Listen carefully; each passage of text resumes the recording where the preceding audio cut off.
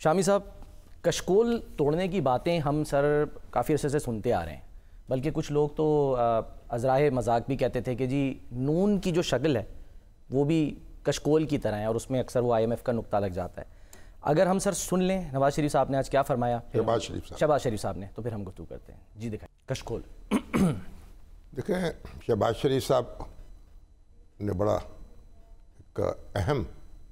بیان دیا ہے، بڑا اہم دعویٰ کیا ہے، تو پاکستانی قوم تو یہ سننا چاہ رہی تھی۔ ہمارے کانوں میں تو ایک رس گھول دیا ہے کہ ہم نے کشکول توڑ دیا ہے۔ اللہ کرے کہ ہمارا کشکول مستقل طور پر ٹوٹ جائے، ہم اپنے پاؤں پر کھڑے ہو جائیں۔ دیکھیں، بین الاقوامی مالیاتی ادارے جو ہیں ان سے سپورٹ لینا، کوئی پروجیکٹ کی فنڈنگ کرانا، یہ کوئی مسئلہ نہیں ہے، یہ تو دنیا بھر میں ایسا ہوتا ہے نا۔ لیکن یہ کہ بھئی اپنی معیشت جو ہے اس کا خسارہ اتنا بڑھ جائے کہ ہم دوست ملکوں کے پاس جانے پہ مجبور ہوں بار بار کہ آپ ہماری امداد کر دیجئے، آپ ہمارے پاس اپنے ڈالر رکھوا دیجئے، آپ ہمیں قرض، برادرانہ قرض دے دیجئے، یہ بڑی تکلیف دہ باتیں ہیں، اور پاکستان الحمدللہ اس سے نکل رہا ہے۔ اور آج جو دعویٰ کیا ہے شہباز شریف صاحب نے، کہا ہے کہ میں نے ایک کشکول توڑ دیا ہے، لیکن اب اس طرح ہم صرف جائیں گے انویسٹمنٹ کے لیے، سرمایہ کاری، ٹریڈ کے لیے، پارٹنرشپ کے لیے، آئیے پاکستان میں آئیے، انویسٹ کیجئے، آپ بھی اپنا نفع کمائیے اور ہمیں بھی اس کے جو ثمرات ہیں اس سے مستفید ہونے کا موقع دیجئے۔ تو یہ ایک بڑی دل خوش کن بات ہے، اور اللہ کرے کہ یہ بات پوری ہو جائے اور پھر دوبارہ جو ہے ہمیں مشکل کا سامنا نہ کرنا پڑے۔ دیکھیں، اس وقت تو IMF کا تو پروگرام چلے گا، اور ہمیں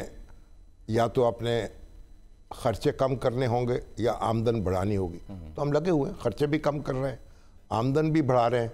اور یہ جو IT ایکسپورٹس ہیں اس میں اضافہ ہوا ہے۔ جی، اور 15% سر اضافہ ہوا ہے جولائی 2023 سے اب تک، $2 ارب۔ تو بہرحال توقع رکھنی چاہیے۔ اور پاکستان جو ہے جب قائم ہوا ہے تو دنیا کہتی تھی کہ چل نہیں پائے گا، اپنے پاؤں پہ کھڑا ہوا، آگے بڑھا، اور ایک بڑی طاقت بن گیا، معاشی طاقت بھی بن گیا، ایک اس کا پورا سٹیٹ سٹرکچر نیا کھڑا ہوا، پوری انتظامیہ کھڑی ہوئی، عدلیہ کھڑی ہوئی، فوج کی تعمیر ہوئی، اور دیکھتے ہی دیکھتے پاکستان جو تھا وہ ایک ممتاز مقام پر تھا دنیا کے نقشے پر، اور اس کو قدر کی نگاہ سے دیکھا جاتا تھا۔ اور پھر اس کے بعد کیا ہوا کہ ہم جنگی جنون میں مبتلا ہو گئے۔ 1965 کی جنگ لڑی، اگر جنگ نہ لڑتے تو آج ہم اس حالت کو نہ ہوتے۔ میں تو سوچ سمجھ کے اسی نتیجے پہ پہنچا ہوں۔ بہرحال پھر اس کے بعد ہمارے ہاں سیاسی دھنگا مشتی شروع ہوئی، اور انہوں نے ہماری معیشت کو بھی تاراج کیا، ہماری سیاست کو بھی تاراج کیا، ہمارے ملک کو بھی تاراج کیا، اور آج ہم جہاں ہیں ہم پھر اپنے بکھرے ہوئے پتے جو ہیں ان کو سمیٹ رہے ہیں، اور ایک نئے عزم کے ساتھ آگے بڑھنے کا فیصلہ کر رہے ہیں۔ تو یہ ایک اچھی کمبینیشن ہے اس وقت جو ہے، شہباز شریف صاحب اور عاصم منیر صاحب دونوں کے درمیان ایک اچھا تعلق ہے، اعتماد کا رشتہ بھی ہے، اور توقع رکھنی چاہیے کہ یہ پاکستان کے لیے ایک بہتر ثابت ہوگا۔ اگرچہ کہ پاکستان کی جو سیاست ہے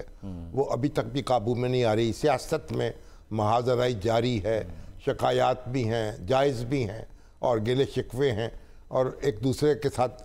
یعنی بدسلوکی ہے، اور اس کے PTI جو ہے اس کی طرف سے ایک شکایتوں کا انبار ہے، اور اس کے مخالفین جو ہیں ان کی طرف سے بھی بہرحال ایک PTI پر الزامات کی بوچھاڑ ہے۔ بس جو کچھ بھی ہے،